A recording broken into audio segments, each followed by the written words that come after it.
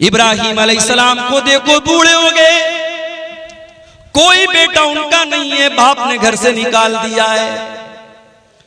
अल्लाह की तौहीद की दावत दे रहे, सारी दुनिया उनकी दुश्मन बनी हुई है। इब्राहिम अलैहिस्सलाम अल्लाह से दुआ करते हैं, रब्बी हबली मिनस सालिहीन, परवरदिगार मुझे नेक बेटा अता फरमा। बेटा मांगा। हमारे नबी को भी अल्लाह ने बेटा दिया। ये अलग बात है जो बेटा पैदा हुआ, कासिम पैदा हुए बचपन में इंतकाल कर गए, अब्दुल्ला पैदा हुए बचपन में इंतकाल कर गए, तीसरा बच्चा पैदा हुआ हजरत मारिया के पेट से। अल्लाह के नबी ने बड़े शौक से अपने बच्चे का नाम इब्राहिम रखा। अपने बाप, अपने जद्दी अमजद हजरत इब्राहिम अलैहिस्सलाम के नाम पर अपने बच्चे का नाम रखा। अकीका भी किया आपने, नाम भी रखा अपने बच्चे का। अरब के दस्तूर के मुताबिक आपने बच्चे को दूध पीने के लिए दाई के हवाले कर दिया, देहात भेज दिया। ये अलग बात है, अल्लाह ने मेरे नबी की तकदीर में ये भी लिखा था कि ऐ मेरे नबी, आपका कोई बेटा जवान नहीं हो पाएगा, जवान नहीं होना है किसी बच्चे। तीसरा बेटा पैदा हुआ इब्राहिम। जब ये बच्चा 1.5 साल का हुआ और देहात में एक आदमी के घर में रहता था, वहीं ये बच्चा दूध पीता था, वहीं रहता था। बच्चा बीमार हो गया। अल्लाह के नबी को बताया गया कि आपका बेटा बहुत बीमार है।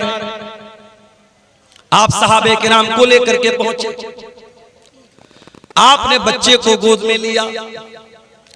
आप अल्लाह के नबी हैं, आखिरी नबी हैं, आपसे मजबूत कलेजा किसका हो सकता है, आपसे मजबूत दिल किसका हो सकता है।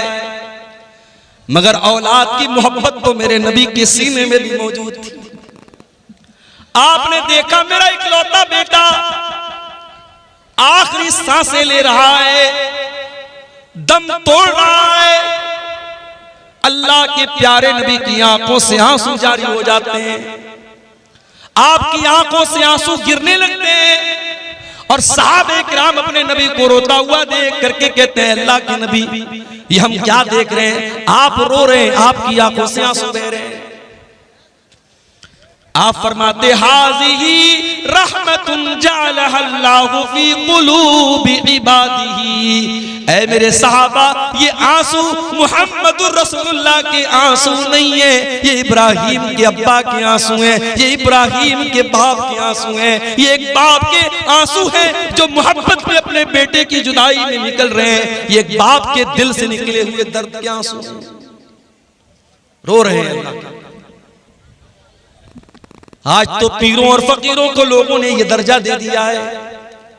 पीर साहब को इतना पावर है कि एक आदमी तकरीर में बयान कर रहा है, वीडियो मौजूद है फेसबुक के ऊपर, आप जाके देख सकते हैं, कि शेख अब्दुल कादिर जिलानी का मुरीद था।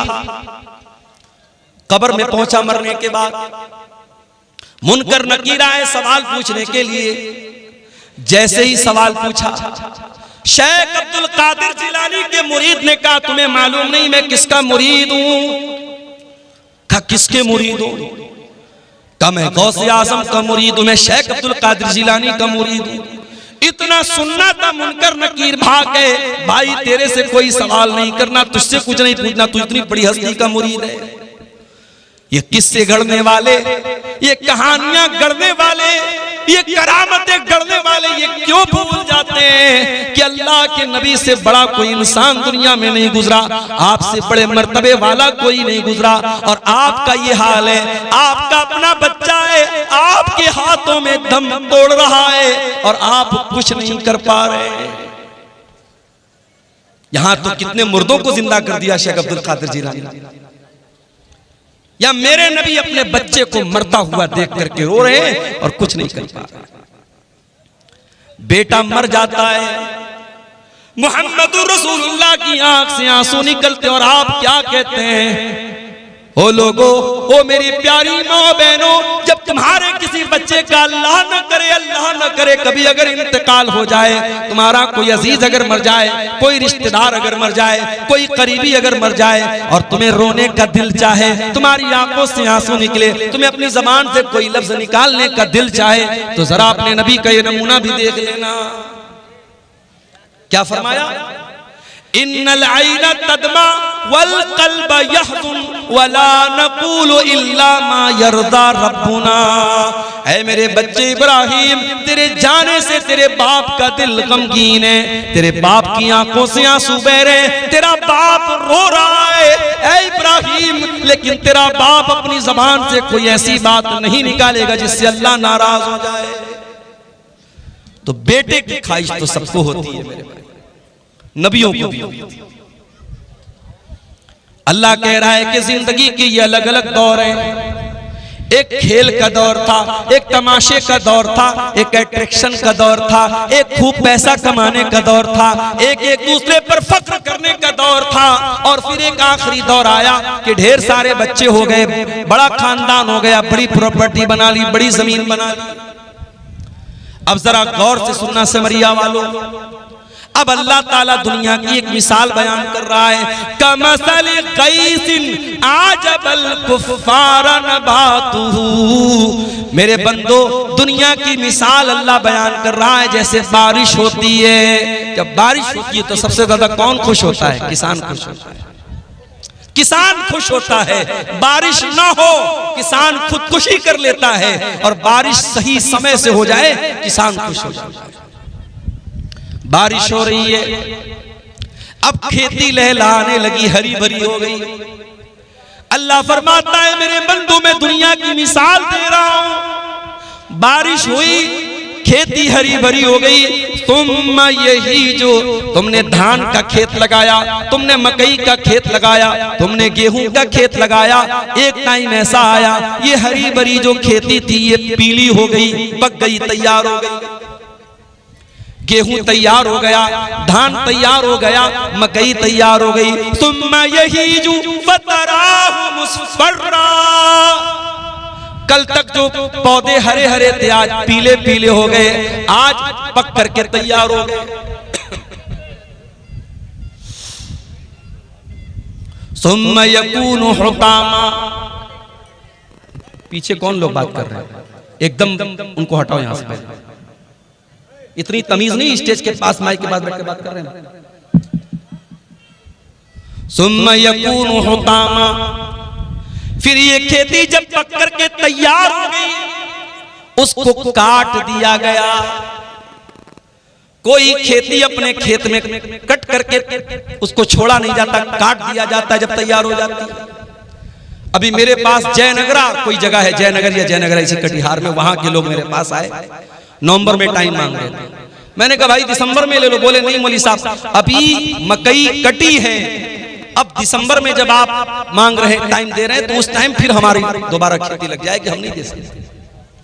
खेती का समय होता है। मैं किसान नहीं हूं, मैं खेती नहीं करता हूं, लेकिन खेती करने वालों के साथ रहते हुए इतना जान कि खेती करने का एक टाइम है, खेती काटने का एक टाइम है।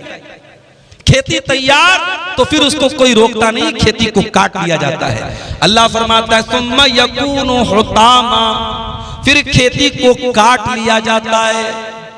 ऐ मेरे बंदो, तुम्हारी दुनिया की जिंदगी भी ऐसी ही है।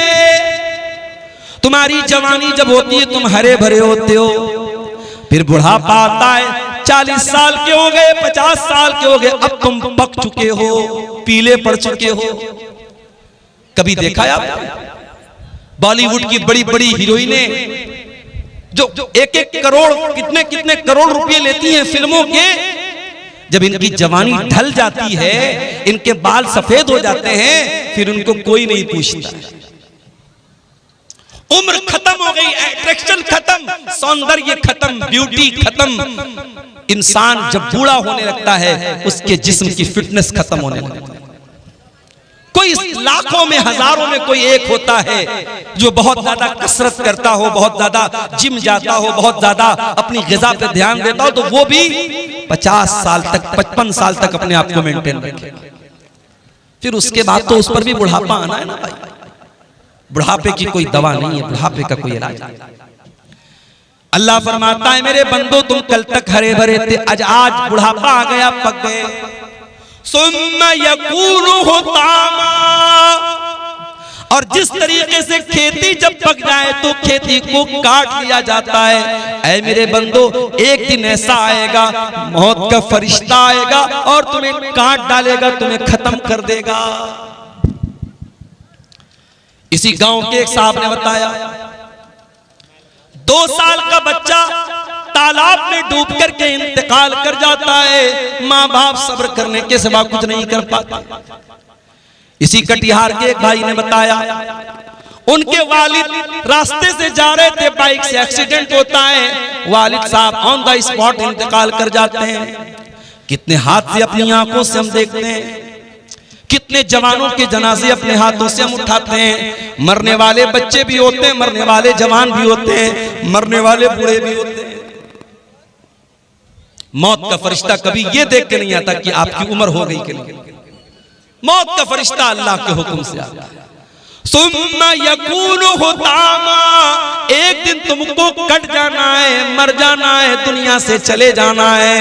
कब तक रहना है नहीं पता, 40 साल भी रह सकते हो, 50 साल भी रह सकते हो सकता है कि कल की सुबह का सूरज भी तुम न देख पाओ। मेरे बंदो ये दुनिया की जिंदगी खत्म हो जाएगी। वफिल आखिरति अज़ाबुन शदीदुन व मग़फ़िरतुम मिनल्लाहि व रिज़वान, और जब अल्लाह ताला के पास जाओगे तो वहां 2 रास्ता है, एक तरफ अल्लाह का अज़ाब है, एक तरफ जहन्नम की आग है, और दूसरी तरफ अल्लाह ताला की नेमत है, अल्लाह की जन्नत है, अल्लाह की रजा है। अब तुम तय कर लो तुमको जन्नत में जाना है कि जहन्नम में जाना है। तुम तय कर लो, तुम डिसाइड कर लो, तुम फाइनल कर लो। वमल हयातुद दुनिया इल्ला मताउल गुरूर, और ये दुनिया की जिंदगी जिस पर तुम इतना फख्र करते हो, इतना नाज करते हो, जिस दुनिया की जिंदगी के लिए तुम कितना हराम काम करते हो, कितना नाजायज काम करते हो, ये दुनिया तो धोखे का सामान है। दुनिया तो धोखा है, धोखा। बड़े बड़े बादशाहों ने जब महल बनाया तो क्या ये सोच के बनाया कि मैं मर जाऊंगा? फिरौन इतना बड़ा बादशाह, मूसा अलैहिस्सलाम बात करने के लिए आए तो फिरौन कह रहे चुप, तू बात मत कर, तुझसे मैं क्यों बात कर, तू है कौन? मूसा अलैहिस्सलाम ने कहा मैं अल्लाह का रसूल। कहां कह रहे जाओ, तुम रसूल बन गए, मैं जानता नहीं क्या तुमको, मेरे महल में तुम पले बड़े हो, मैं जानता हूं, तू तो ढंग से बात नहीं कर सकते हो, तुम क्या नबी बनो?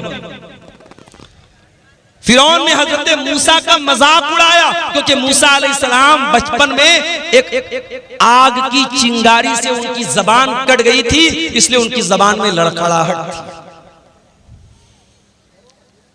अल्लाह की कुदरत देखो, जिस पैगंबर की जबान में लड़खड़ाहट है उस पैगंबर को अल्लाह ताला आसमान पहाड़ पे बुलाता है, कूहे तूर पे बुलाता है, और उस पैगंबर से अल्लाह कलाम करता है, बातचीत करता है।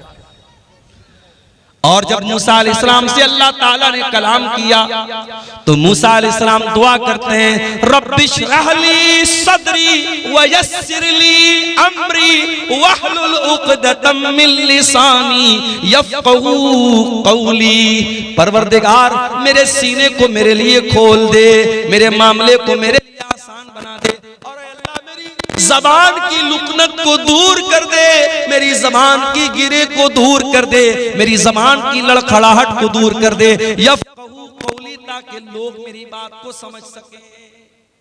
अल्लाह का कानून याद रखो, अल्लाह की सुन्नत याद रखो। अल्लाह अपनी धरती पर कभी जालिमों को बरकरार नहीं रखता, जालिमों की हुकूमत को बरकरार नहीं रखता। अल्लाह ने इस धरती पर मुशरिक और कुफ्र करने वालों की हुकूमतों को बरकरार रखा है, मगर जालिम को अल्लाह ने जड़ से उखाड़ दिया। हर जालिम अपना अंजाम याद रखे।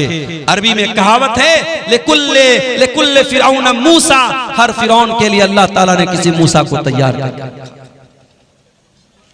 मूसा अलैहिस्सलाम जा रहे हैं, पीछे फिरौन है, सामने पानी है। कौम के लोग कहते हैं Musa we will be arrested, we will be captured, हम तो पकड़ लिए जाएंगे, गिरफ्तार हो जाएंगे। मूसा अलैहिस्सलाम कहते हैं ऐ मेरी कौम के लोगों, डरने की जरूरत नहीं है, इन्ना मइया रब्बी सयहदीन, मेरा रब मेरे साथ है, मेरा रब जरूर कोई ना कोई रास्ता निकालेगा। ये जो ईमान था मूसा अलैहिस्सलाम के दिल में, ऐ भारत के मुसलमानों, ऐ हिंदुस्तान के मुसलमानों, ये ईमान अपने दिल में पैदा कर। तुम अल्लाह अकबर की सदा देने वाले हो, तुम ला इलाहा इल्लल्लाह का कलमा पढ़ने वाले हो। तुम्हारा ईमान हुकूमतों पर नहीं है, तुम्हारा ईमान सियासी पार्टियों पर नहीं है। इन सियासी पार्टियों ने कल भी इस्तेमाल किया था, आज भी तुम्हें इस्तेमाल कर रहे हैं और आइंदा भी करते रहेंगे। तुम ईमान लाए हो रब्बे वाहिद की जात पर, उस अल्लाह की जात पर अपने ईमान को मजबूत करो, उस अल्लाह से अपने ताल्लुक को जोड़ दो।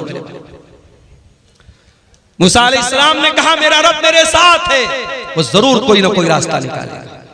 अभी इतना कहा था मूसा अलैहिस्सलाम ने कि कुरान कहता है फ़अौहैना इला मूसा अन इज़रिब बिअसाकल बहरा, हमने मूसा को हुक्म दिया कि अपनी लाठी को पानी के ऊपर जाके मार दो। सामने नदी है, दरिया है, दरिया की गहराई कितनी हो सकती है आप अंदाजा नहीं लगा सकते।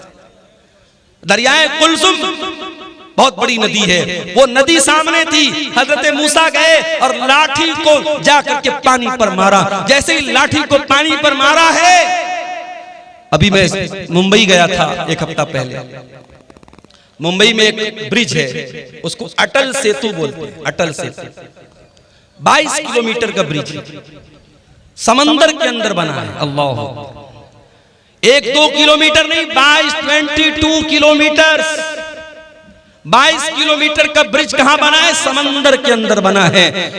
इंसान को अल्लाह अगर इतना दिमाग दे सकता है कि इंसान समंदर में ब्रिज बना सकता है, वही 22 किलोमीटर लंबा, तो वो अल्लाह जिसने इंसान को इतना माइंड दिया है, इतना दिमाग दिया है, उस अल्लाह के लिए कौन सी बात नामुमकिन है मेरे भाई।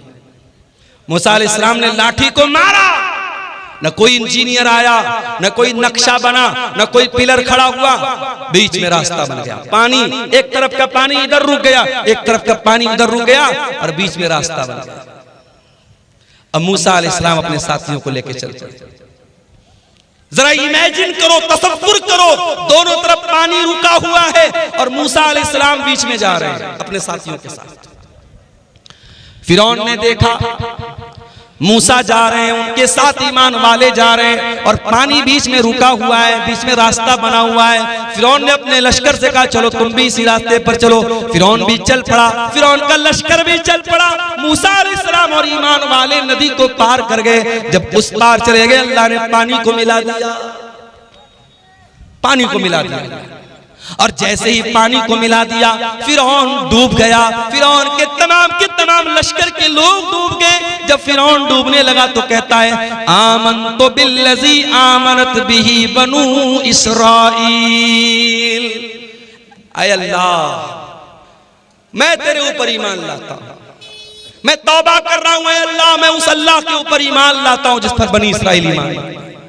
अल्लाह ने फरमाया आल आना वक़द असैता मिन क़ब्लु, ऐ फिरौन सारी जिंदगी तू गुनाह करता रहा, सारी जिंदगी ईमान वालों को सताता रहा, सारी जिंदगी मूसा अलैहिस्सलाम को सताता रहा। आज जब मौत को सामने देखा तो ईमान ला रहा है। ऐ फिरौन आज तेरा ईमान एक्सेप्ट नहीं किया जाएगा। पता ये चला कि मौत सामने देखने के बाद तौबा एक्सेप्ट नहीं है। इसलिए मौत के आने के पहले तौबा करो। जितना दान करना है, जितना नेकी का काम करना है, मौत देखने के पहले कर लो। मौत देखने के बाद तौबा करोगे, तौबा कबूल नहीं। कभी किसी मरने वाले को देखा, मरने वाले की आंखें उठ जाती है। वो जब मौत के फरिश्ते को देखता है ना, कांप जाता है, उसकी आंखें पथरा जाती है। मौत जब सामने आ जाए, हम जब किसी को मरते हुए देखते ना तो उसकी बोली बंद हो जाती है, उसकी बातचीत बंद हो जाती है। यानी अब उसने मौत को देख लिया, अब तौबा करेगा तो तौबा का कोई मतलब नहीं। तो मौत को देखने के पहले तौबा करो। फिरौन भी मौत को देख करके तौबा कर, अल्लाह ने कहा तेरी तौबा कबूल नहीं होगी। इतने बड़े बड़े महल फिरौन ने बनाए थे, कितने बड़े बड़े बागात थे, कितने बड़े बड़े महल थे, नदियां थी, नहरें थी, तालाब थे, स्विमिंग पूल थे। अल्लाह फरमाता है कम तरकू मिन जन्नातिन व उयून व ज़ुरूइन व मकामिन करीम व नअमतिन कानू फीहा फाकिहीन कज़ालिका व औरथनाहा कौमन आखरीन। फिरौन के पास कितने बड़े बड़े बागात थे, महल थे, कितने ऐशो आराम से रहा करता था। आज उसके महल में कोई और रह रहा है, उसके बाग का फल कोई और खा रहा है, उसकी नहर का पानी कोई और पी रहा है। फमा बकत अलैहिमुस समाउ वल अर्दु वमा कानू मुनज़रीन। आज फिरौन मर गया, न आसमान रो रहा है, न जमीन रो रही है, कोई रोने वाला भी नहीं, कोई आंसू बहाने वाला भी नहीं है। ऐसी मौत हुई, कोई आंसू बहाने वाला नहीं। तो ऐसी मौत मत मरो मेरे भाई, मरना तो सबको है। ये जमीन, ये जायदाद, ये प्रॉपर्टी सब यही रह जाएगी। इस दुनिया की कोई हकीकत नहीं है। वमल हयातुद दुनिया इल्ला मताउल गुरूर। ये दुनिया धोखे का सामान है, बहुत धोखेबाज है दुनिया। इंसान गुनाह करता है, उसे लज्जत मिलती है, उसे मजा आता है। मोबाइल पर गंदा वीडियो देखा, मजा आया। किसी लड़की को छेड़ दिया, मजा आया। शराब के 2-4 पैग लगा लिए, मजा आया। जिना कर लिया, मजा आया। मगर 10 मिनट के बाद, 1 घंटे के बाद, 1 दिन के बाद गुनाह का ये खुमार उतरेगा, तब एहसास होगा मैंने क्या कर दिया, मैंने क्या कर दिया, मैंने किसको नाराज कर दिया, मैंने ये क्या कर दिया। एहसास होगा मेरे भाई। अगर दिल में ईमान है, गुनाह के बाद एक न एक बार एहसास होगा। गुनाह के अंदर लज्जत है, गुनाह के अंदर मजा है, मगर गुनाह इंसान को बर्बाद कर देता है। इस दुनिया के चक्कर में पड़ के तुम गुनाह कर रहे हो, दुनिया की औरतों के चक्कर में पड़ के जवानी बर्बाद कर रहे हो। अरे चक्कर में पड़ना है तो जरा जन्नत की औरतों के चक्कर में पड़ो। अगर तैयारी करना है तो जन्नत की नेमतों के लिए करो। दुनिया की औरतों के साथ, दुनिया की लड़की। अभी मैं पटना गया था, एक सफर था मेरा, हमारे एक दोस्त थे साथ में। पटना की मार्केट में मैंने देखा एक नकाब पोश लड़की, बुर्का वाली लड़की, गैर मुस्लिम लड़के के साथ टहल रही। हमारे एक साथी थे बनारस के। मैंने कहा देखो भाई ये क्या हो रहा है। बोले मौलाना कोई हैरत की बात नहीं है। मैंने कहा क्यों? कहा ये टाइम पास है। लड़की को भी पता है कि मैं टाइम पास कर रही हूं, लड़के को भी पता है मैं टाइम पास कर रहा हूं। दोनों सीरियस नहीं है, घूम रहे हैं। ऐसा भी होता है कि लड़की एक लड़के के साथ सुबह घूम रही है, दोपहर में दूसरे लड़के के साथ घूम रही है, शाम को तीसरे लड़के के साथ घूम रही है। ये चल रहा है, टाइम पास हो रहा है। ये औरतें हैं दुनिया की, ये लड़कियां हैं दुनिया की। और जन्नत की औरतें कैसी होंगी? लम यतमिसहुन्ना इंसुन क़ब्लहुम वला जान। जन्नत की औरतें इतनी पाक दामन होंगी, इतनी पाक साफ होंगी, उनको किसी इंसान ने कभी टच न किया होगा, कभी छुआ नहीं होगा। न इंसान ने न जिन्नात ने कभी टच नहीं किया। दुनिया की औरतें, उनके साथ बहुत सारी गंदगी भी लगी हुई है। जाहिर है इंसान की बॉडी है, इंसान पेशाब भी करता है, पाखाना भी करता है, नाक से गंदगी भी निकलती है, बलगम भी निकलता है। औरतों के साथ दुनिया के और भी मसले मसाइल हैं, लेकिन जन्नत की औरतों के साथ कोई मसला मसाइल नहीं। वलहुम फीहा अज़वाजुम मुत्तहरतुन। दुनिया की औरतों के साथ तो बहुत सारे मसाइल और गंदगियां हैं, लेकिन जन्नत की औरतें बिल्कुल पाक और साफ होंगी। अब्दुल्लाह इब्न अब्बास इस आयत की तफसीर में कहते हैं ला यहिज़ना, जन्नत की औरतों को पीरियड नहीं आएगा। वला युहदिसना, उनको पेशाब व पाखाना की हाजत होगी। वला यतनखमना, उनको थूक और बलगम की गंदगी नहीं होगी, पाक और साफ। दुनिया में जो औरत दुपट्टा ओढ़ती है, ओढ़नी ओढ़ती है, पर्दा करती है, समझ जाओ कि वो जन्नती औरत है, इसलिए कि जन्नत की औरत के सर पर भी दुपट्टा होगा। अल्लाह के नबी फरमाते हैं, बुखारी और मुस्लिम की रिवायत है, लवी तलात इलद दुनिया, अगर दुनिया की, अगर जन्नत की औरत दुनिया में एक मर्तबा झांक दे, एक नजर डाल दे, मलात मा बैनहुमा रिहा, उसकी खुशबू से जमीन व आसमान भर जाए। इतनी बेहतरीन खुशबू जन्नत की औरत सिर्फ एक नजर झांक दे दुनिया में, उसके परफ्यूम से, उसके फ्रेग्रेंस से, उसकी खुशबू से, उसके सेंट से दुनिया भर जाएगी। वला नसीफुहा अला रासिहा खैरुम मिनद दुनिया व मा फीहा, और जन्नत की औरत के सर पर जो दुपट्टा होगा, अल्लाह ने जन्नत की औरत के सूट का जिक्र नहीं किया, उसके गाउन का जिक्र नहीं किया, उसके फ्रॉक का जिक्र नहीं किया। अल्लाह के नबी कह रहे जन्नत की औरत के सर पर जो दुपट्टा होगा, वो दुपट्टा भी दुनिया और दुनिया की तमाम दौलत से बेहतर।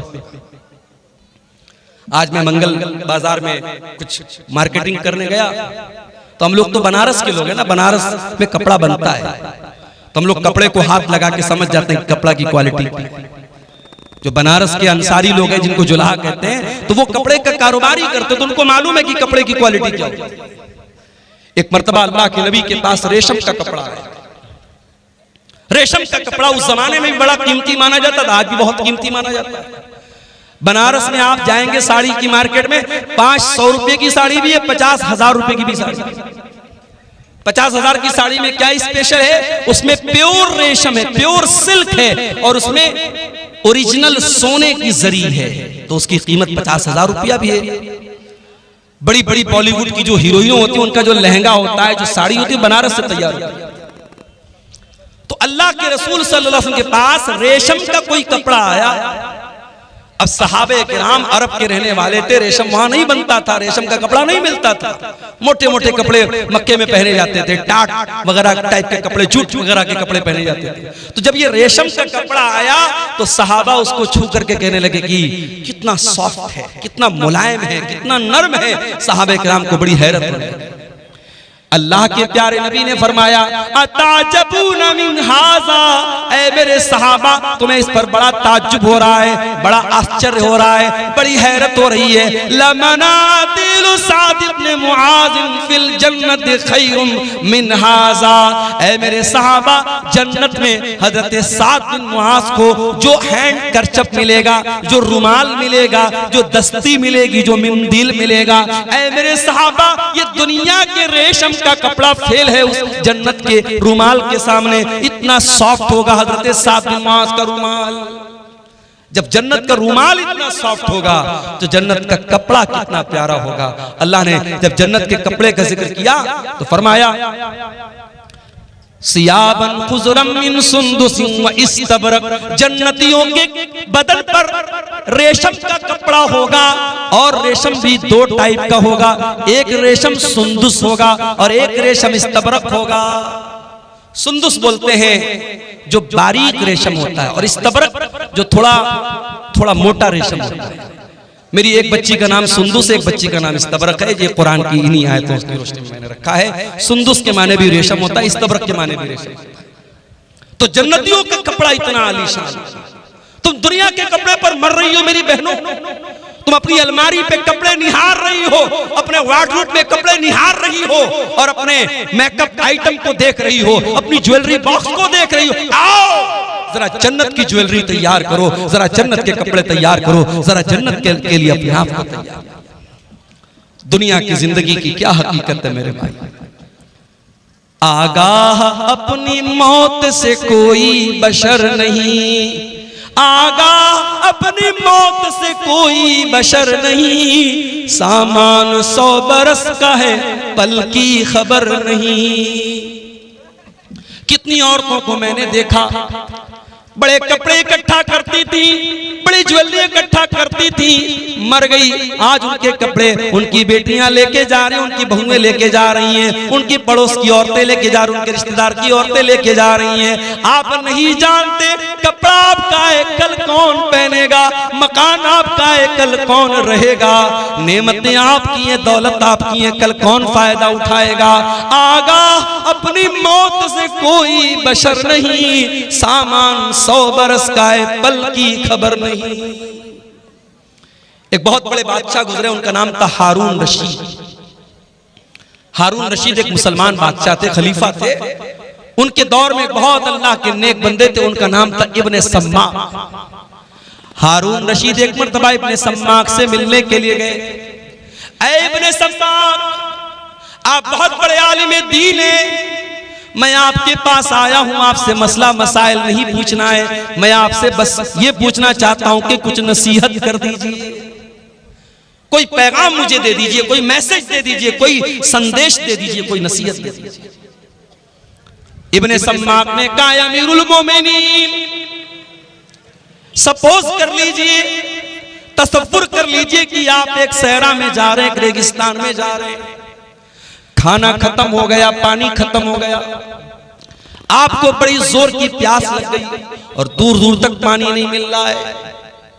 आप जैसे जैसे आगे बढ़ रहे हैं, आपका गला सूख करके कांटा हो रहा है और प्यास से आपका बुरा हाल हो रहा है। इतने में एक आदमी आता है और उसके पास एक प्याला पानी है।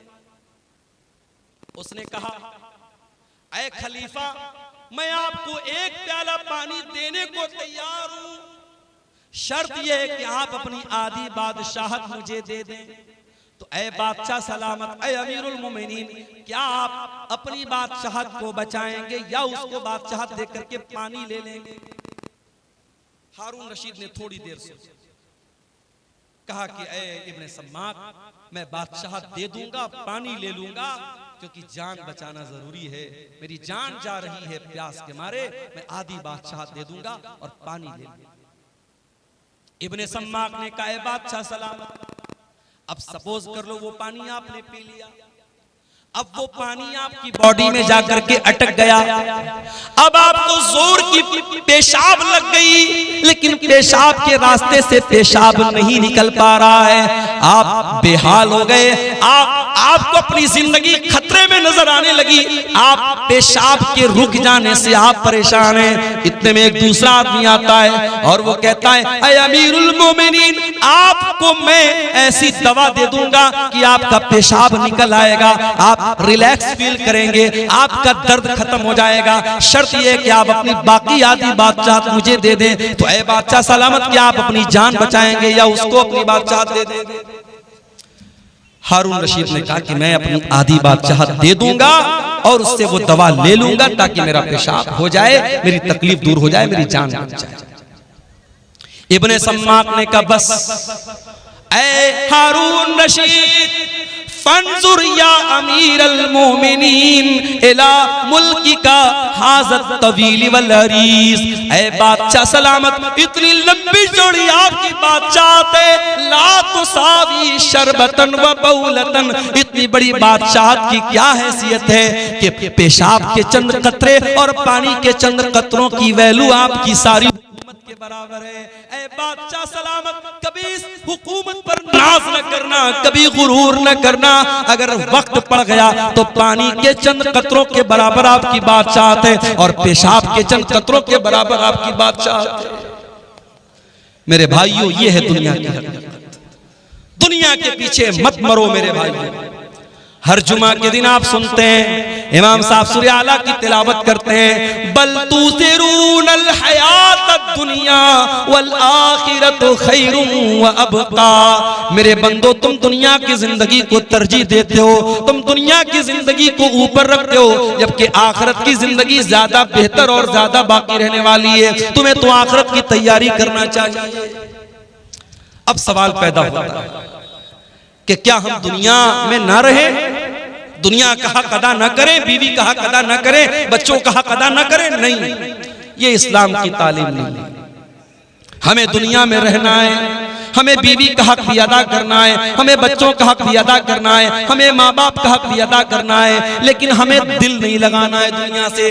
जगह जी लगाने की दुनिया नहीं है, ये इबरत की जा है, तमाशा नहीं है। दिल लगाओ तो जन्नत से लगाओ, दिल लगाओ तो आखिरत से लगाओ। दुनिया दिल लगाने का ठिकाना नहीं है। दुनिया में कैसे रहना है? अल्लाह के प्यारे नबी अब्दुल्लाह इब्न उमर का कंधा पकड़ करके कहते हैं, कुन फिद दुनिया का गरीब। ऐ अब्दुल्ला, दुनिया में ऐसे जिंदगी गुजारो जैसे परदेसी जिंदगी गुजारता है।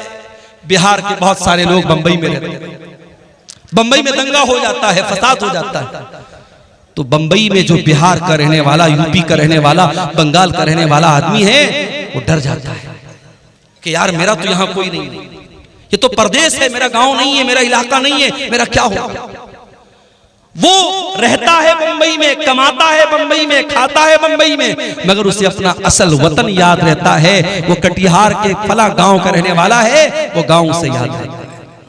अल्लाह के नबी फरमाते हैं, तुम दुनिया में इस तरीके से जिंदगी गुजारो जैसे कोई अजनबी, कोई परदेसी जिंदगी गुजारता है।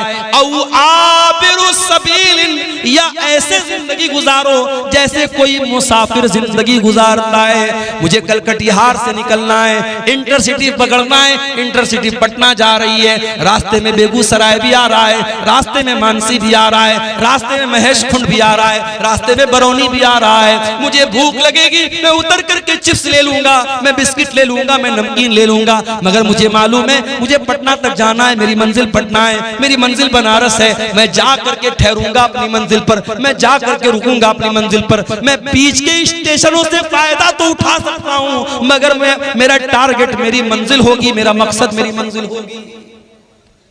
अल्लाह के नबी कह रहे हैं, दुनिया में ऐसे जिंदगी गुजारो जैसे मुसाफिर जिंदगी गुजारता है। और सहाबे किराम हमारी तरह रात में 2-2, 3-3 बजे तक तकरीर नहीं सुनते। नबी ने इतनी हदीस बयान की, अब्दुल्लाह इब्न उमर ने सुन लिया। अब अब्दुल्लाह इब्न उमर खुद कहते हैं, ओ लोगो कान खोल करके सुन लो, इज़ा अस्बहत फला तंतज़िरिल मसा, जब सुबह हो जाए तो शाम का वेट न करो, शाम की प्रतीक्षा न करो, शाम का इंतजार न करो, शाम हो जाए तो सुबह का इंतजार न करो। ओ मेरी प्यारी माओ बहनों, ओ मेरे प्यारे नौजवान साथियों, जाओ जरा बिस्तर पे सोने के पहले ये हदीस याद कर लेना, ये सोच करके बिस्तर पे जाना, आय अल्लाह अगर आज की रात मेरी जिंदगी की आखिरी रात हो गई, आय अल्लाह सारे अमाल तो गुनाहों से भरे हैं, सारा रजिस्टर तो गुनाहों से भरा है, आय अल्लाह अगर इसी हाल में तेरे पास चला गया, आय अल्लाह तो इसी हाल में तेरे पास में चली गई, आय अल्लाह मेरा क्या बनेगा, मेरा क्या हाल बनेगा। मेरे प्यारे साथियों, जब रात में बिस्तर पे सोने जाया करो तो ये एक बार सोच लिया करो। अल्लाह के हजरत अब्दुल्लाह इब्न उमर कहते हैं, जब शाम हो जाए तो सुबह का इंतजार मत किया करो, और सुबह हो जाए तो शाम का इंतजार मत किया करो। और आगे फरमाते हैं, वखुज़ मिन सिहतिका लिमरदिका, और जब तुम्हारी तंदुरुस्ती मौजूद है तो तुम बीमारी के दिन की तैयारी कर लो, और अपनी जिंदगी में मौत की तैयारी कर लो, मौत की तैयारी कर लो। माशाअल्लाह कटिहार बड़ी तरक्की पर है। मैं आज मार्केट में गया, हमारे कुछ दोस्त लोग भी साथ में थे, कितने बड़े बड़े रेस्टोरेंट बन गए। स्टेशन के सामने एक छोटा सा होटल था, बिस्मिल्लाह होटल। आज गया तो देखा बहुत बड़ा सा रेस्टोरेंट बना है, उसका नाम है तंदूरी महल। बड़े बड़े होटल खुल रहे हैं कटिहार। अभी हैदराबाद में गया था, एक दो महीना पहले मेरा सफर था, कुछ साथियों के साथ रात में निकला। मेरा ख्याल है कि रात के 12 या 1 बज रहे थे। दोस्तों ने कहा चलिए मौलाना आपको चाय पिलाते। मैंने कहा यार 12-1 बज रहा है, चाय मिलेगी? बोले चलिए आप हैदराबाद में। हैदराबाद में चाय की एक बहुत बड़ी दुकान है, नाम नोट कर लो, कभी जाना तो चाय पी लेना, नीलोफर होटल। नीलोफर नाम है, लड़की का नाम नहीं बता रहा, होटल का नाम बता रहा हूं, नीलोफर। रात के 1 बजे में गया साथियों के साथ। मैं सोचा यार रात का 1 बजा है, 2-4 लोग वहां होंगे। गया तो वो भीड़ है, रश है, मर्दों का, औरतों का, लड़कों का, लड़कियों का, मुसलमानों का इलाका है, मुस्लिम मेजॉरिटी इलाका है, और रश भरा पड़ा है। तो अब हैदराबाद शहर है भाई, खाने पीने का शहर है। अब कटिहार में भी वो चीजें आ रही, पूर्णिया में भी वो चीजें आ रही। तरक्की पर है जमाना, जमाना तरक्की पर तो है मेरे प्यारे साथी। लेकिन ये बात याद रखो, तरक्की का मतलब ये नहीं है कि आप अपने अल्लाह को भूल जाएं। 4 पैसे आ गए, स्टैंडर्ड बन गए, घर में स्टैंडर्ड बना गया, इसका मतलब ये नहीं कि आपके घर की औरतें पर्दा करना बंद कर दें। स्टैंडर्ड बन गए तो कुरान पढ़ना बंद कर दो, ऐसा नहीं है मेरे भाई। कब्र के अंदर यही कुरान आपके काम आएगा। मैं नहीं मना करता तुम अपने बच्चों को मेडिकल की तालीम दो, मैं मना नहीं करता। अपनी बच्चियों को तुम आला तालीम दो, मैं मना नहीं करता। मगर वल्लाह मेरा कलेजा दुखता है जब कटिहार के बड़े बड़े कॉलेजों में मुसलमान लड़की चेहरा खोल करके बेपर्दगी के साथ अपने बॉयफ्रेंड के साथ, अपने बैचमेट के साथ, अपने क्लासमेट के साथ घूम रही है, पार्कों में घूम रही, तो तकलीफ होती है कि ये कौम तालीम हासिल कर रही है, इस कौम की लड़कियां तालीम हासिल कर रही हैं या बेहयाई कर रही हैं, बेपर्दगी कर रही हैं। हालात ये है, लड़की 8-9 साल की होती है, लड़का 10-12 साल का होता है। अभी लड़का बहुत छोटा है, लड़की बहुत छोटी है। अभी दुनिया की बहुत सारी बातें उनको मालूम भी नहीं है, मगर यूट्यूब ने उनको सिखा दिया है, फेसबुक ने उनको सिखा दिया है, इंस्टाग्राम ने उनको सिखा दिया है। 9-9 साल की लड़कियों के भी बॉयफ्रेंड मौजूद हैं, 10-12 साल के लड़कों की गर्लफ्रेंड मौजूद है। मैं इसी समाज की और इसी मुआशरे की हकीकत आपको बता रहा हूं। वल्लाह मेरे प्यारे नौजवान साथियों, मेरी बहनों, दुनिया की ये तालीम आप हासिल कीजिए, मगर अकबर इलाहाबादी का वो शेर मैं आपको सुनाता हूं। तुम शौक से कॉलेज में पढ़ो, चरख पे झूलो, जायज है गुबारों में उड़ो, चरख पे झूलो, बस एक सुखन बंद है आजिज का रहे याद, अल्लाह को और अपनी हकीकत को न। आप कितने बड़े कॉलेज में भी पढ़ लीजिए, लेकिन आपको ये नहीं भूलना है कि आप मुसलमान हैं। अल्लाह की कसम, कर्नाटक की वो लड़की जो नकाब में स्कूल जा रही थी, कॉलेज जा रही थी, और दंगाइयों ने और फसादियों ने उसको देख करके नारा लगाया था, और उस लड़की ने जिसका नाम मुस्कान था, उसने नारे तकबीर की सदा बुलंद की थी, अल्लाह अकबर कहा था। सारी दुनिया के मुसलमानों ने उस लड़की पर फख्र किया था। और आज भी बड़े बड़े कॉलेजों में जो लड़की नकाब में रहती है, अपनी हया से समझौता नहीं करती, अपने पर्दे से समझौता नहीं करती, वो प्राइम मिनिस्टर से भी डिग्री लेने जाती है तो नकाब में जाती है। ऐसी लड़कियों पर हमें फख्र है मेरे भाइयों, ऐसी बहनों पर हमें फख्र है। तालीम हासिल करो, मगर कुरान की भी तालीम हासिल करो। ये मदरसे, ये छोटे छोटे मदरसे आज सीमांचल में तरस रहे हैं, इनका इंफ्रास्ट्रक्चर देख लो। मैं कितने मदरसों में जाके देखा मैंने कि टीन का शेड लगा हुआ है और कच्ची जमीन है, बच्चे बेचारे उस पे पढ़ रहे। किशनगंज में एक मदरसे में मैं गया, बेहतरीन तालीम हो रही है, अच्छी पढ़ाई हो रही है, मगर इंफ्रास्ट्रक्चर नहीं है। ये बड़े बड़े नेता आते हैं हमारे यहाँ, इन मिनिस्टरों से, इन नेताओं से, इन एमपीज और एमएलए से कहो कि इन मदरसों को भी थोड़ा ध्यान दें। आज कितने मदरसे मेरे भाइयों, न उनके पास इंफ्रास्ट्रक्चर है, न उनके पास टीचरों को देने की ढंग की सैलरी है। बेचारे साल में एक जलसा करते हैं, और जलसे में भी जो लोग आते हैं तकरीर सुनते हैं, कितने लाख रुपए का जलसे पे खर्च हो जाता है, और आखिर में जो बचत होती है मदरसे वालों को बहुत थोड़ी सी बचत होती है। ये तकलीफ की बात है मेरे भाइयों, ये दर्द की बात है। इन मदरसों में पढ़ने वाले, कुरान पढ़ने वाले बच्चों को हकीर समझते हैं। वल्लाही इन्हें हकीर मत समझो। तुम डॉक्टर बन जाओ, तुम इंजीनियर बन जाओ, तुम IAS ऑफिसर बन जाओ, मुबारक हो तुम्हें। ये कुरान पढ़ने वाले, ये दुबले पतले बच्चे, ये पतली दाल पीने वाले बच्चे, ये बगैर छिला हुआ आलू खाने वाले बच्चे, ये जागीर का खाना अपनी इज्जत और खुददारी को कुचल कर घरों से ले जाके टिफिन लेकर खाना लाने वाले ये बच्चे, इन्हें हकीर मत समझो मेरे भाइयों। अल्लाह के नबी फरमाते हैं, खैरुकुम मन तअल्लमल कुरान व अल्लमहु, तुम में सबसे बेहतरीन इंसान वो है जो कुरान को सीखता है और कुरान को सिखाता है। कब्र में यही कुरान आपके काम आएगा। कब्र में मुनकर नकीर आएंगे, पूछेंगे मन रब्बू का, तेरा रब कौन है? तू कहेगा मैं इंटर पढ़ के आया हूं, मैं ग्रेजुएशन करके आया हूं, मैंने BCA किया, मैंने MCA किया, मैंने नीट निकाला, मैंने फला एग्जाम पास किया। फरिश्ता पूछेगा मन नबियों का, तेरे नबी कौन है? माँ दीनों का, तेरा दीन क्या है? अगर आपने दुनिया की सारी तालीम हासिल की है, अगर आपने रब का कुरान नहीं पढ़ा है, अगर आपने मोहम्मद रसूलुल्लाह की हदीसों को नहीं पढ़ा है, कुरान और सुन्नत को नहीं पढ़ा है, आप मुनकर नकीर के सवाल का जवाब नहीं दे पाएंगे। उस सवाल का जवाब अगर चाहिए तो कुरान पढ़ना पड़ेगा, हदीसों को पढ़ना पड़ेगा। मेरे भाइयों, आज का दौर तो बहुत अच्छा दौर है। आज ऑनलाइन भी आप दीन की तालीम हासिल कर सकते हैं। अपनी बहनों से कहना चाहूंगा जो कॉलेज में पढ़ती हैं, जो यूनिवर्सिटी में पढ़ती हैं, ऐ मेरी प्यारी बहनों, आज ऐसे कोर्स भी हो रहे हैं, ऑनलाइन कोर्स हो रहा है। लॉकडाउन में खुद मैंने कई कोर्स चलाए ऑनलाइन, और मुझे बड़े फख्र के साथ आज मैं दुबई तक मेरे स्टूडेंट मौजूद हैं। मेरे पास मैसेज आता है, मौलाना साहब मैं आपका स्टूडेंट हूँ। लड़कियों का, मेरी मुसलमान बहनों का भी कभी कभी फोन आता है। बड़ी खुशी होती है कि जब वो कहती हैं कि मैंने आपसे ऑनलाइन कोर्स तालीम हासिल की थी। आज मदरसे की चार दीवारी के अंदर बैठ करके दीन की तालीम अगर देना पॉसिबल है तो ऑनलाइन भी आप तालीम हासिल कर सकते हैं और तालीम दे सकते हैं। मेरे प्यारे साथियों, दुनिया का जितना इल्म हासिल करना है कर लो, मगर कब्र में जो काम आने वाला इल्म है वो आखिरत का इल्म है, वो कुरान और सुन्नत का इल्म है। और अल्लाह ताला कुरान में कहता है यालमून ज़ाहिरम मिनल हयातिद दुनिया। मेरे बहुत सारे बंदे ऐसे हैं जिनके पास दुनिया की तो बहुत नॉलेज है लेकिन आखिरत के मामले में गाफिल हैं। कहीं ऐसा ना हो मेरे भाइयों, दुनिया की डिग्रियां तो हमारे पास हो, दुनिया का इल्म तो हमारे पास हो, मगर आखिरत के मामले में हम जीरो हो, आखिरत की हमें कोई नॉलेज ना हो। इमाम हसन बसरी कहते हैं कि कुछ लोग इतने माहिर होते हैं, इतने काबिल होते हैं कि अपने उंगली के नाखून पे रख के बता देते हैं कि दीनार का वजन कितना है। इतने माहिर होते हैं, अपने दुनिया के मामले में इतने काबिल होते हैं, लेकिन 2 रकात नमाज पढ़ने का तरीका उनको नहीं। इसी कटिहार में मुझे याद है, नमाज पढ़ने के लिए बैठा, पीछे से एक आदमी आता है। उसको किसी ने बताया कि अब्दुल गफ्फार साहब नमाज पढ़ रहे हैं, जाओ उनके साथ पढ़ लो। नमाज खत्म हो चुकी थी, मैं बाद में आया था, मैं अपनी अलग नमाज पढ़ रहा था।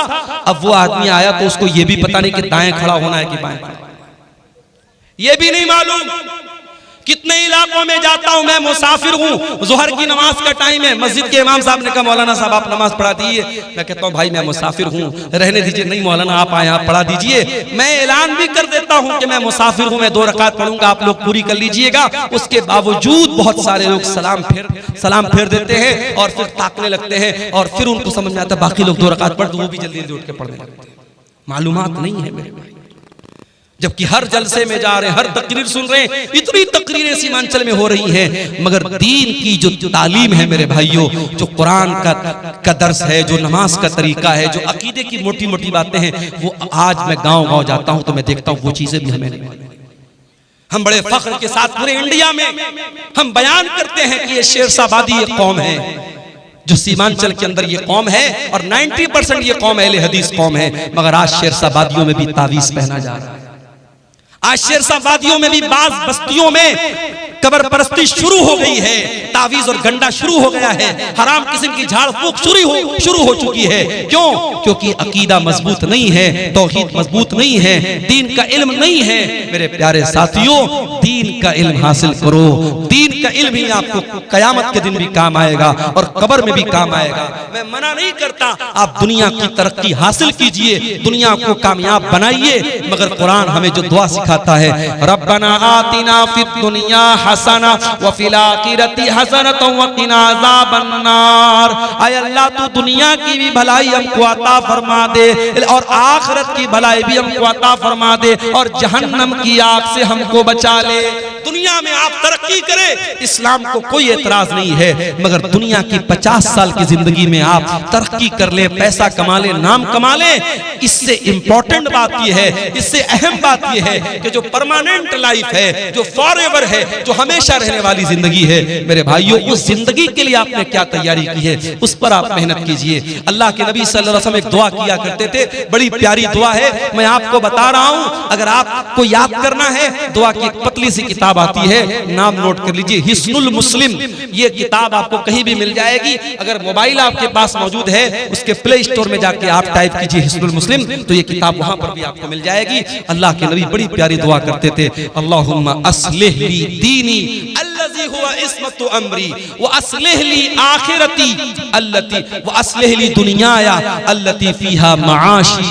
ऐ अल्लाह मेरे दीन को सही कर दे, मेरे दीन की इस्लाह कर दे, क्योंकि दीन ही मेरे मामले की बुनियाद है। और अल्लाह मेरी दुनिया को भी तू अच्छा कर दे, क्योंकि मुझे जिंदगी दुनिया में गुजारना है। वो अस्लिह ली आखिरती अल्लती इलैहा मादी, और अल्लाह मेरी आखिरत को भी तू दुरुस्त कर दे, क्योंकि मरने के बाद मुझे लौट करके आखिरत की तरफ जाना है।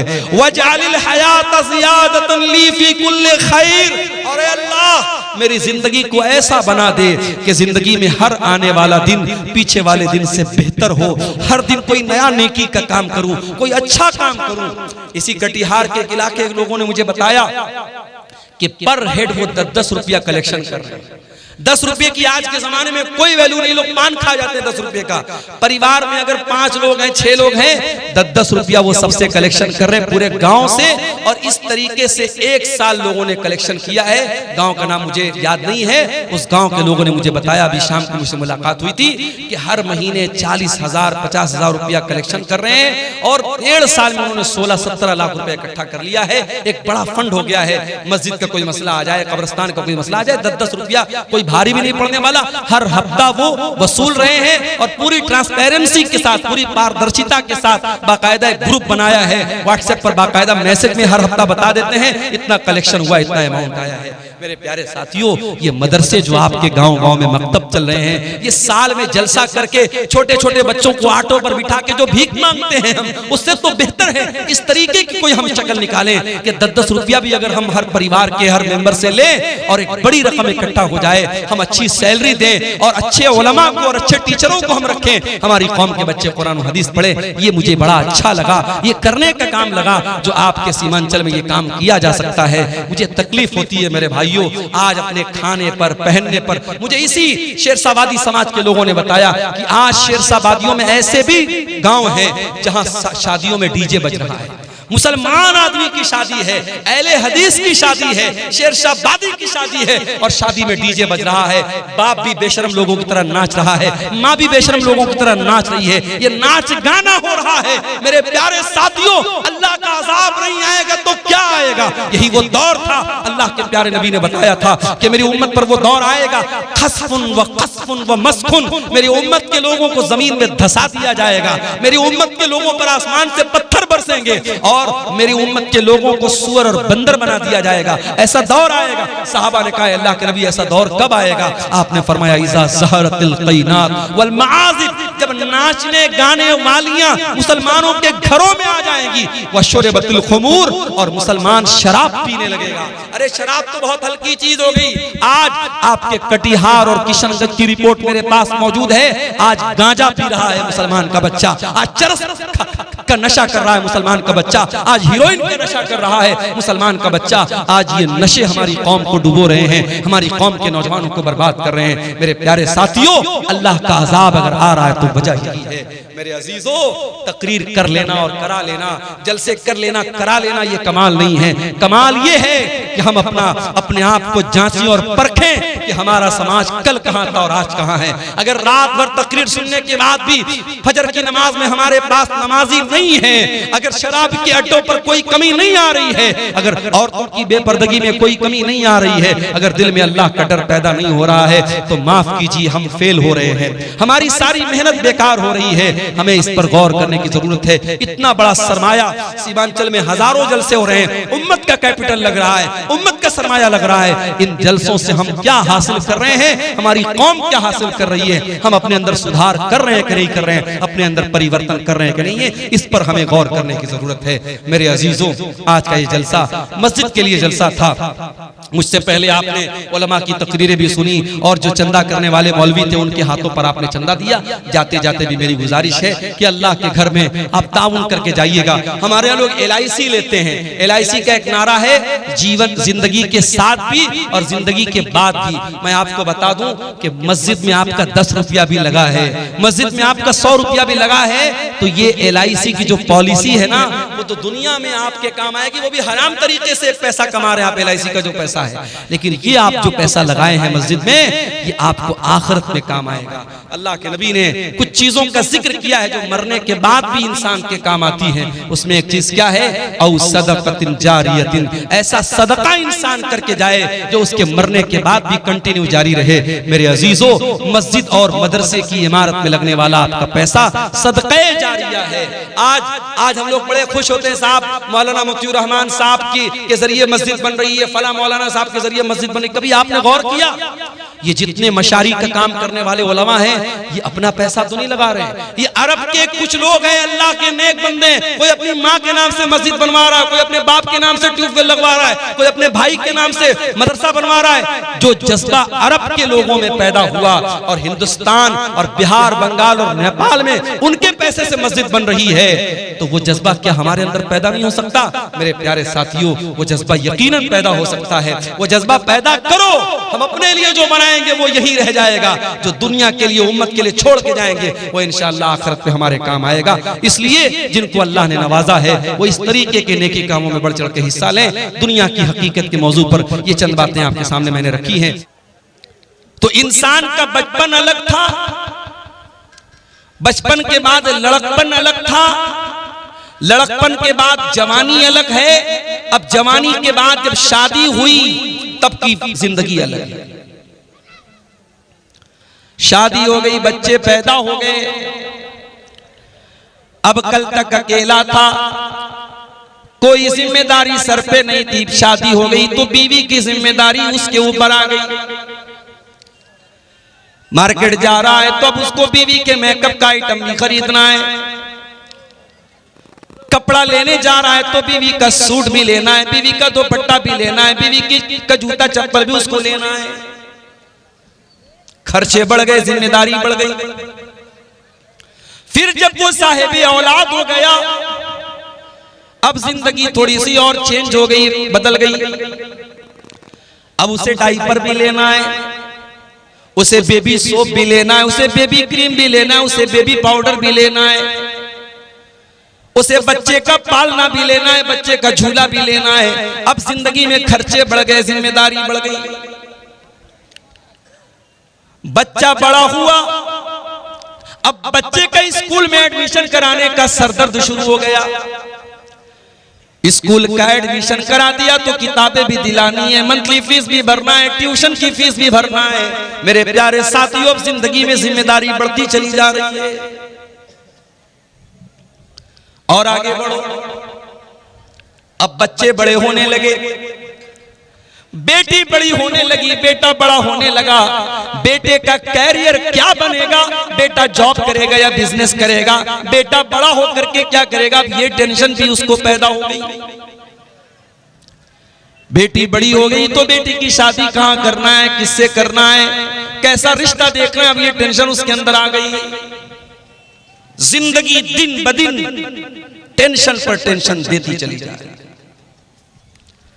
इसीलिए अल्लाह कुरान में कहता है, लक़द खलक़नल इंसान फी कबद, हमने इंसान को इस तरीके से पैदा किया है। इंसान जिंदगी बड़ी स्ट्रगल करता है, संघर्ष करता है, मेहनत करता है, कद्दो काविश करता है। इंसान की जिंदगी में दिन ब दिन टेंशन बढ़ती चली जाती है। जिंदगी टेंशन का नाम है। दुनिया में कोई ये कहता है मुझे कोई टेंशन नहीं, झूठ बोलता है। सबको टेंशन है। ये अलग बात है कि कोई अपनी टेंशन को दिल और दिमाग पे लेके परेशान रहता है और कोई मस्त मौला जिंदगी गुजारता है। वो एक जुमला बोलते हैं ना कि टेंशन लेना नहीं चाहिए, टेंशन दे देना चाहिए। टेंशन लेने से क्या फायदा है? टेंशन लेने से, दिमाग खराब करने से टेंशन खत्म तो नहीं हो जाएगी, मसला हल तो नहीं हो जाएगा। उससे बेहतर है मुस्कुराओ, हंसो, टेंशन आएगी देखा जाए। कुछ लोगों की लाइफ स्टाइल ऐसी। तो जिंदगी के ये अलग अलग चरण हैं, अलग अलग स्टेज हैं, अलग अलग दौर हैं। अब जो आयत करीमा मैंने आपके सामने पढ़ी है खुतबे मसनूना के बाद, ये सूरह हदीद की आयत नंबर 20, आयत नंबर 20। इस आयत में अल्लाह ताला ने एक आयत में इंसान के जीवन में जितने चरण आते हैं, अब बंगला में इसको क्या बोलते हैं मुझे नहीं मालूम, हिंदी में चरण बोलते हैं, इंग्लिश में स्टेज बोलते हैं, स्टेजेस। इंसान की जिंदगी में जितने स्टेजेस आते हैं, जितने चरण आते हैं, जितने दौर आते हैं, एक आयत में अल्लाह ताला ने वो सारे दौर भी बयान कर दिए और फिर दुनिया की हकीकत भी अल्लाह ने बयान कर दी और हमें किसकी तैयारी करना चाहिए अल्लाह ने ये भी बयान कर दिया। इस एक आयत को समझ लिया आपने तो आज की तकरीर आपको समझ में आ जाएगी इंशाअल्लाह। कुरान का 26वां 27वां पारा सूरह हदीद की आयत नंबर 20। एलमु अन्नमल हयातुद दुनिया लइबुन व लहवुन व ज़ीनतुन व तफाखुरुन बैनकुम। एक बात बोलूं, यूट्यूब पर जाओ और सर्च करो सूफी अब्दुल रशीद। ये अफ्रीका के कारी हैं, क्या नाम है? सूफी अब्दुल रशीद। बिल्कुल अफ्रीकन कैसे होते, गोरे तो नहीं, काले ही होते हैं, ये काले हैं, अफ्रीका के हैं, काले हैं। अल्लाह अकबर, क्या कुरान पढ़ते हैं। कभी रात में ईयरफोन लगा के सूफी अब्दुल रशीद की कोई तिलावत सुनो, यही आयत जो मैं पढ़ रहा हूं ये उनकी आवाज में सुनो, अल्लाह की कसम खा के कहता हूं म्यूजिक भूल जाओ। ये जो म्यूजिक सुन करके सुकून मिलता है ना, ये दिल के मुर्दा होने की अलामत है। ये इस बात की निशानी, ये संकेत है कि तुम्हारा दिल मुर्दा हो चुका है, तुम्हारे दिल में कुरान की मोहब्बत खत्म हो चुकी है, तुम्हें म्यूजिक से सुकून मिलता है। अल्लाह कुरान में कहता है ला बिज़िक्रिल्लाहि तत्मइन्नुल कुलूब। मेरे ईमान वाले बंदों के दिलों को अल्लाह के जिक्र से सुकून मिलता है, कुरान से सुकून मिलता है। सहाबे किराम कुरान को पढ़ा करते थे, कुरान को सुना करते थे, हमारे प्यारे नबी कुरान को पढ़ा करते थे, कुरान को सुना करते थे। हमारा नौजवान आज गाना सुन रहा है। मैं जलसे में आ रहा था, रास्ते में कई नौजवानों को देखा मोबाइल पर बैठ करके रील्स देख रहे हैं, गाने देख रहे हैं। लड़कों का भी यही हाल है, लड़कियों का भी यही हाल है। आज आपके YouTube की हिस्ट्री पर जाके देखा जाए, गाने ज्यादा मिलेंगे, म्यूजिक ज्यादा मिलेगा, फिल्में ज्यादा मिलेंगी। ओ लोगों आओ जरा रब के कुरान को किसी अच्छे कारी की आवाज में तुम सुन तो लो, अल्लाह की कसम तुम म्यूजिक भूल जाओगे, तुम गाने भूल जाओगे। एलमु अन्नमल हयातुद दुनिया लइबुन व लहवुन व ज़ीना। अल्लाह फरमा रहा है, ऐ मेरे बंदो, ये दुनिया की जिंदगी तो खेल है, व लहवुन तमाशा है, व ज़ीनतुन और जीनत है, आकर्षण है, एट्रैक्शन है। बच्चा छोटा है, खेल का दौर है। बच्चा थोड़ा बड़ा हुआ, 8 साल का हुआ, 10 साल का हुआ, व लहवुन अब तमाशा देखने लगा, अब टीवी देखने लगा, मोबाइल देखने लगा, यूट्यूब देखने लगा, वीडियो देखने लगा। वज़ीनतुन बच्चा थोड़ा बड़ा हुआ, लड़की थोड़ी बड़ी हुई, 15 साल के हो गए, 16 साल के हो गए। लड़की आईने के सामने खड़ी होकर के मेकअप करने लगी, लड़का अपने सर पर, अपने बाल पर, अपने चेहरे पर मेहनत करने लगा, अपनी पसंद का कपड़ा पहनने लगा, आईने में अपने आप को निहारने लगा, अपनी सेल्फी लेने लगा, अपने फोटो को फिल्टर कर करके लेने लगा। वज़ीनतुन इंसान की जिंदगी आकर्षण है, आकर्षण है, एट्रैक्शन है, जीनत है। व तफाखुरुन बैनकुम, शादी हो गई, बिजनेस करने लगा। मेरे पड़ोसी ने 1 लाख की प्रॉपर्टी खरीदी, मैं 10 लाख की खरीद के दिखाऊंगा। मेरे दोस्त ने सरकारी नौकरी हासिल कर ली, मैं भी मेहनत करके सरकारी नौकरी हासिल करूंगा। 1 लाख रुपया उसकी सैलरी है, मैं 2 लाख रुपया महीना कमा करके दिखाऊंगा। व तफाखुरुन बैनकुम, मेरे बंदो फिर वो दौर तुम्हारी जिंदगी में आता है, तुम एक दूसरे के ऊपर फख्र करते हो, एक दूसरे के ऊपर गुरूर करते हो, घमंड करते हो, एक दूसरे से अपने आप को बड़ा समझते हो। उसके बाद आखिरी दौर आया, इंसान बूढ़ा हो गया, उसके पोते पोतियां हो गए, उसके नवासे नवासियां हो गए। अब बैठ करके फख्र करता है, इतने मेरे बेटे, इतने मेरे पोते, इतने मेरे नाती, इतनी मेरी नतनी, इतने मेरे नवासे, इतनी मेरी नवासी, इतनी मेरी जमीन, इतनी मेरी जायदाद। व तकासुरुन फिल अमवालि वल औलाद। इंसान की जिंदगी का ये आखिरी दौर है, खूब पैसा हो जाए, खूब औलाद हो जाए। औलाद की तलब भी तो इंसान को होती है ना। कुछ लोग कहते हैं साहब मुझे अल्लाह ने लड़की दी है, मुझे लड़के की जरूरत नहीं। हो सकता है कि आपको अल्लाह ने लड़की दी है, लड़का नहीं है, आप अपनी लड़कियों पर खुश हैं, ये हो सकता है। मगर ये कहना कि लड़के की जरूरत नहीं है, ये गलत है। लड़के की जरूरत तो नबियों को भी पड़ी है, नबियों ने अल्लाह से बेटा मांगा।